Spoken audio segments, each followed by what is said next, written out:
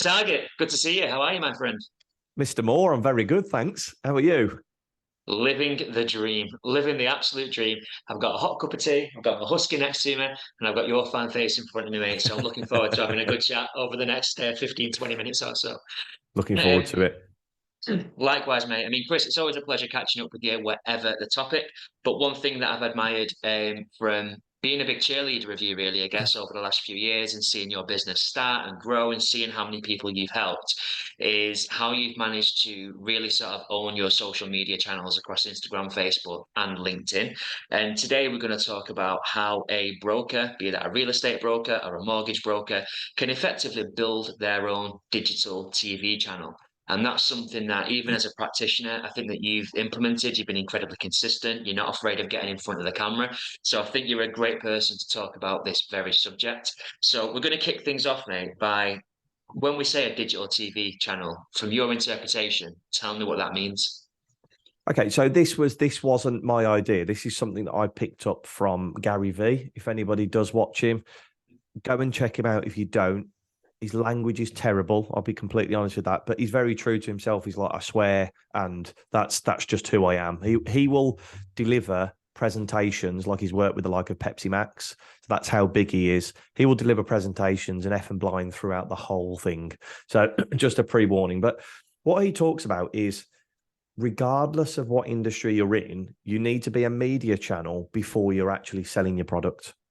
So when he talks about media channels, what you need to do is be the person that has a TV channel in the local area, which is perfect for the property industry, because especially estate agents where you're only going to be selling properties within say like a 15-mile radius or whatever it may be.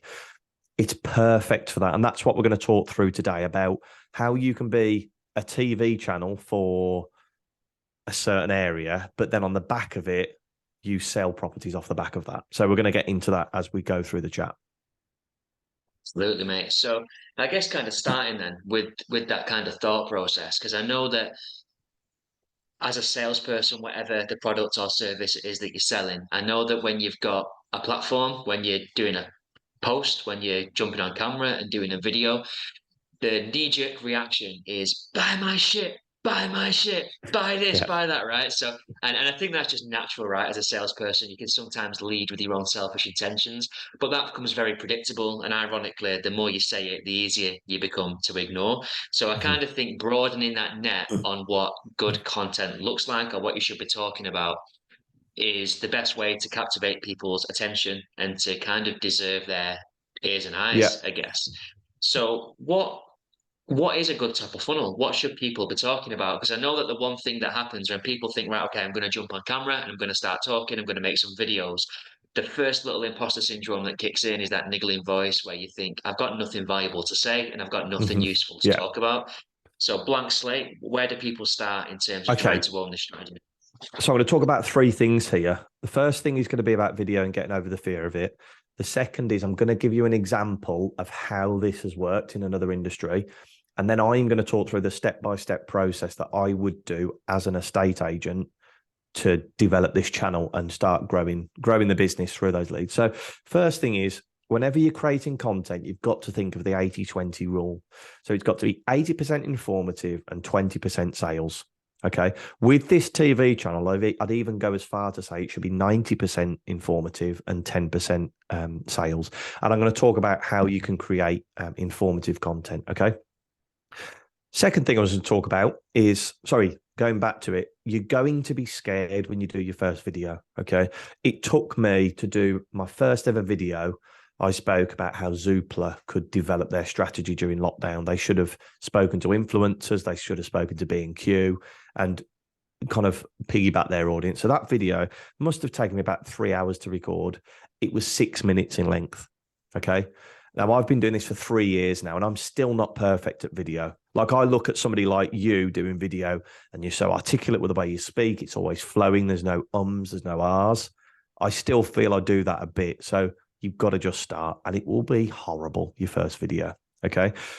Go and check out DM Mortgages, Nicola McKenzie. She's fantastic on YouTube. She's a mortgage broker. Have a look at her. So second thing, a story where this has worked is talking about Gary V again. What he did, he had a wine shop back in the 2000s and realized the power of the internet. So what he did is he did a YouTube channel called Wine TV. Okay. And all he did was sat there in front of the camera with a bottle of wine. He drank it and gave his opinion on it, but he gave his honest opinion. And what he said, he might have had a 50 quid bottle of wine in front of him. And he was like, tastes like Fruit Loops that have gone stale. That's how honest he was. Okay. Some people berated him for it, but a lot of people bought his wine purely because he was honest.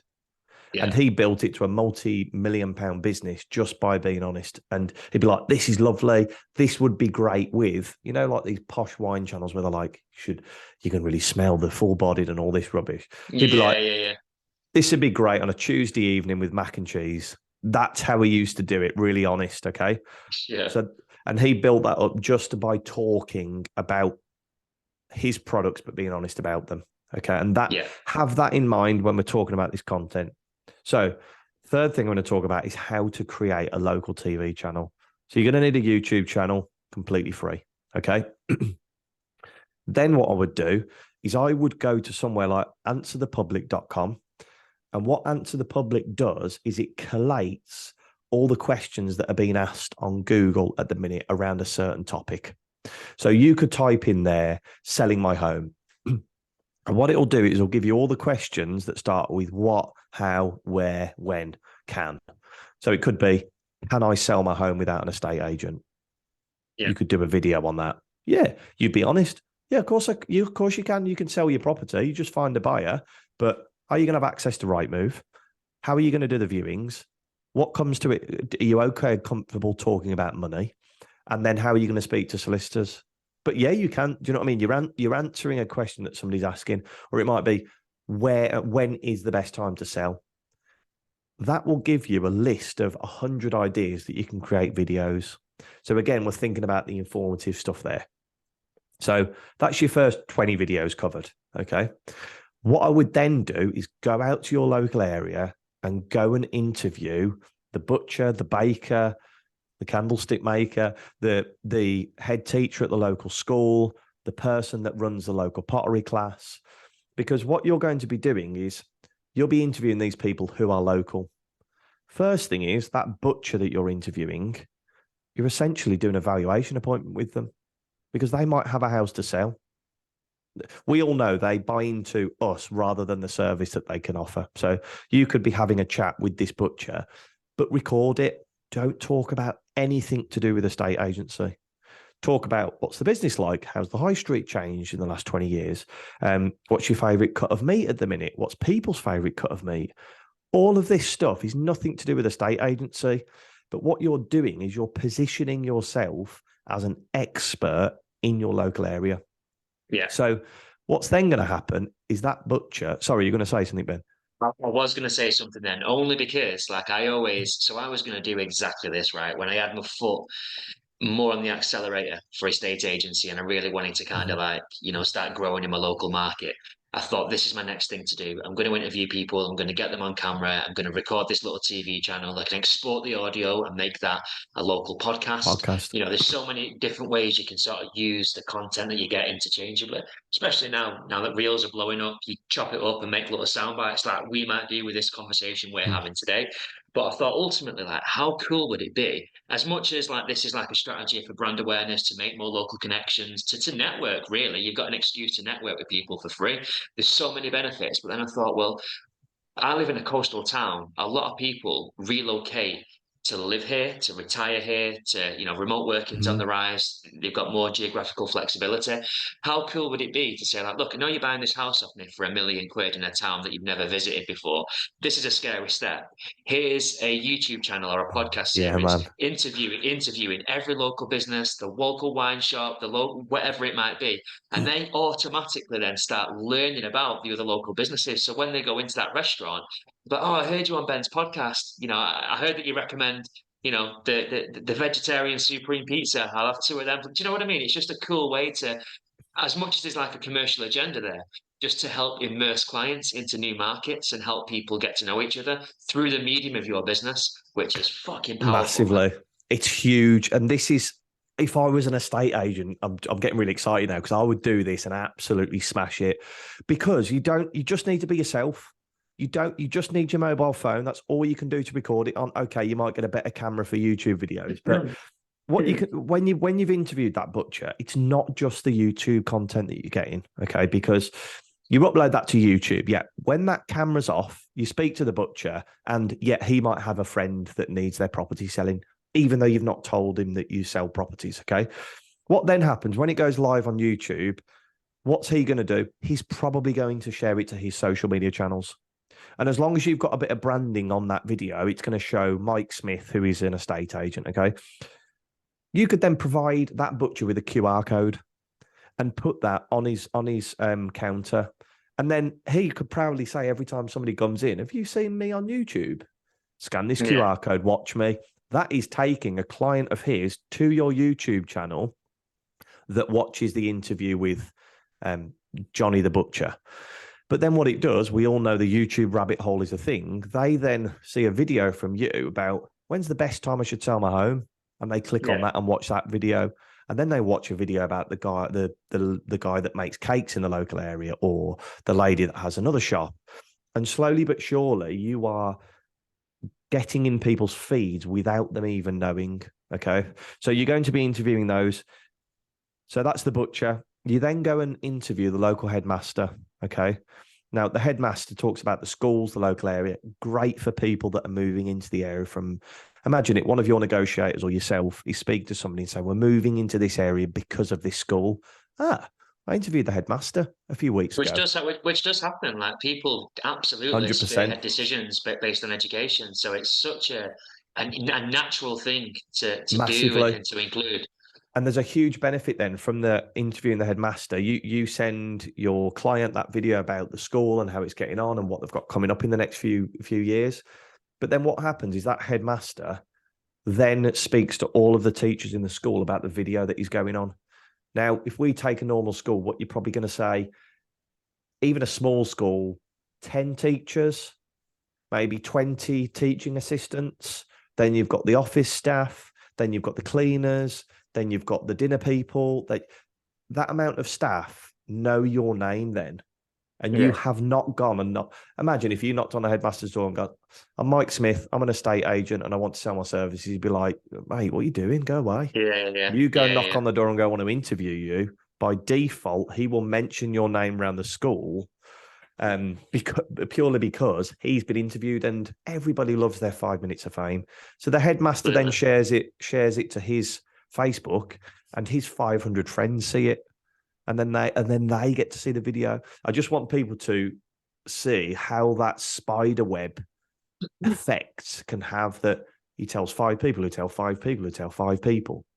Yeah, and it's like, there's probably a much better way of putting it, but I always use the terminology. There's like a carbon monoxide effect to your marketing. There's an impact that you don't see, because you put a video on and it gets X amount of likes, comments, or shares. Mm-hmm. People can automatically then start thinking, okay, well, that was a success or a failure based purely on the dopamine hit that they did or didn't get when it was posted.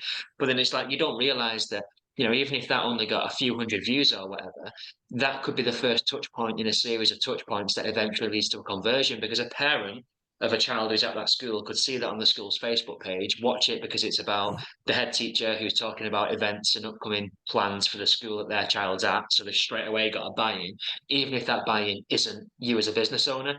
But then they start to learn. So then when you send them a flyer or a letter, or when they see your for sale board, or they catch one of your property tours in 6 months' time, they'll realize, like, oh, that's that guy that interviewed Mr. Dixon at the school. And then all of a sudden, these little touch points compound into you being a bigger deal in that client's mind's eye than what you would have been had it been that they've not connected those dots for themselves. So there's such like a more complex web of activity going on that I think sometimes is overlooked.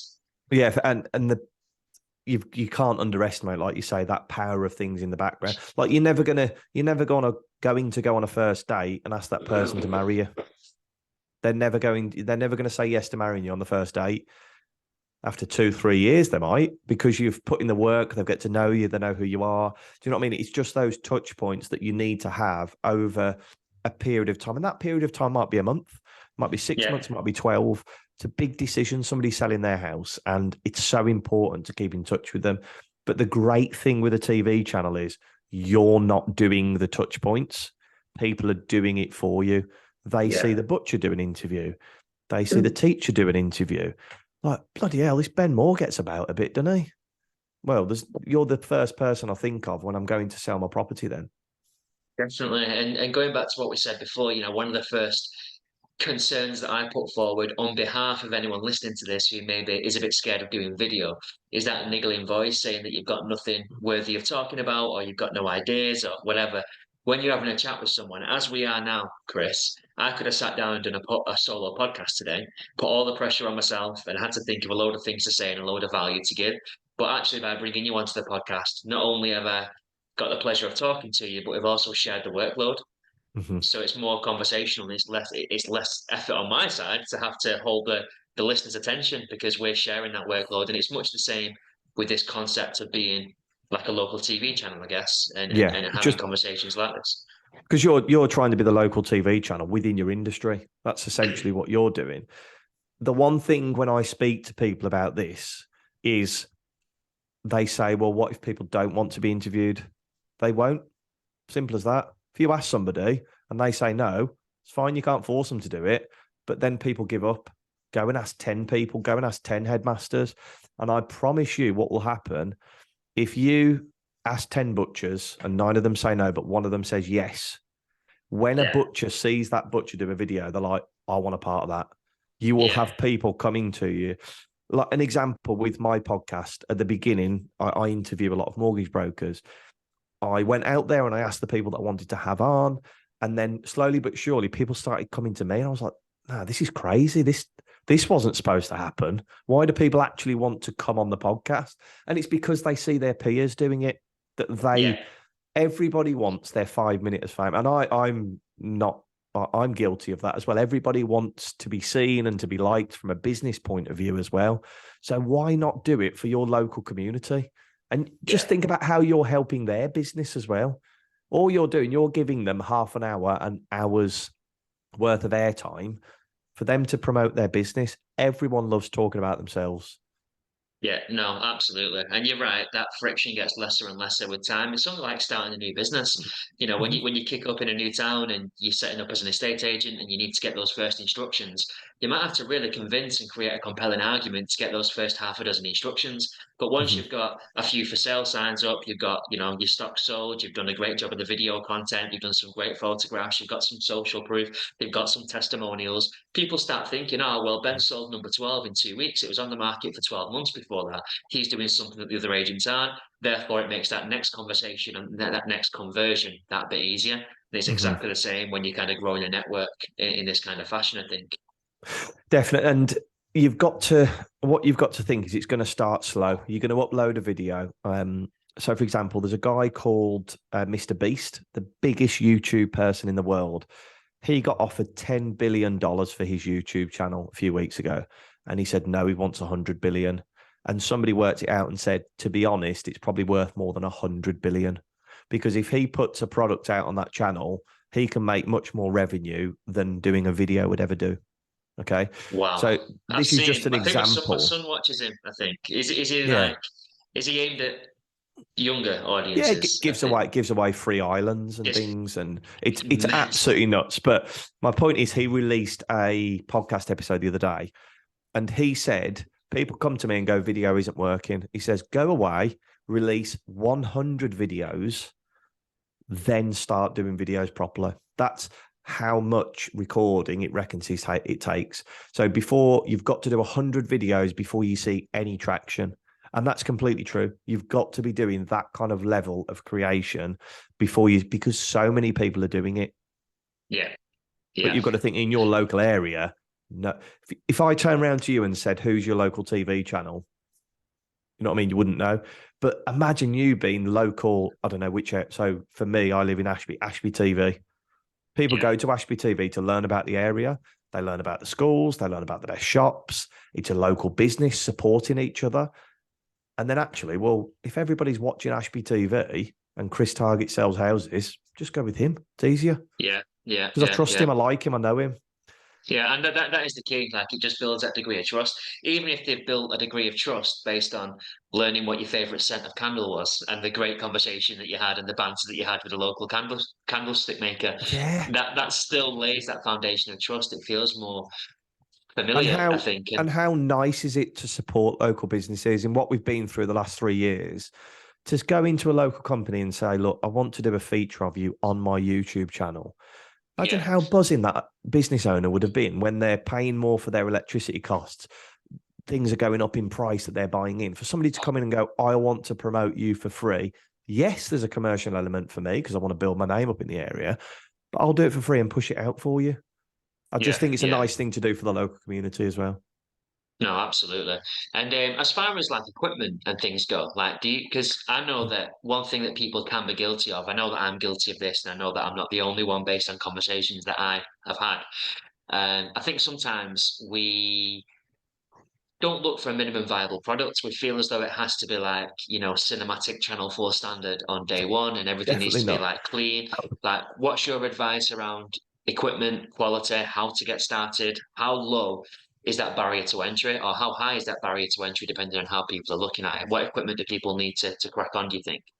Okay, so the majority of people will probably, you could do it over Zoom. If you're going to speak to a headmaster, you could do it over Zoom. And Zoom, just use your computer cameras. That's all we're using here. Ben and I are using here.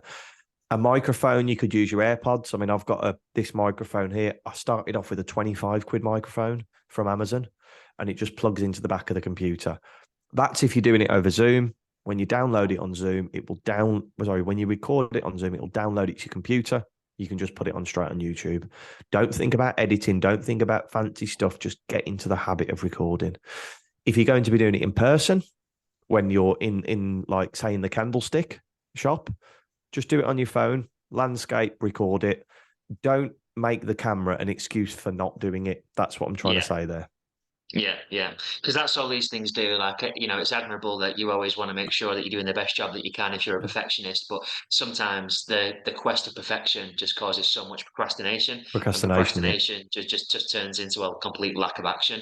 I think Yeah. you're better off to get something done and published than perfect and never created. Do you know what Yeah. I mean? You just need to bite the bullet and get it out there, don't you? Love that. And if anybody's starting this, please message me, hit me up, send me your link, and I will follow the journey. I'd love to see this done by more and more people in their local areas because it does work. Perfect example, the Wine Library TV. Go and have a look at that from Gary Vee. One of his first videos is woeful. Like the quality's crap, the sound's rubbish, but the guy's made a multi-million-pound company off the back of it. Absolutely unbelievable. Well, if it's good enough for Gary V, mate, it's certainly good enough for me.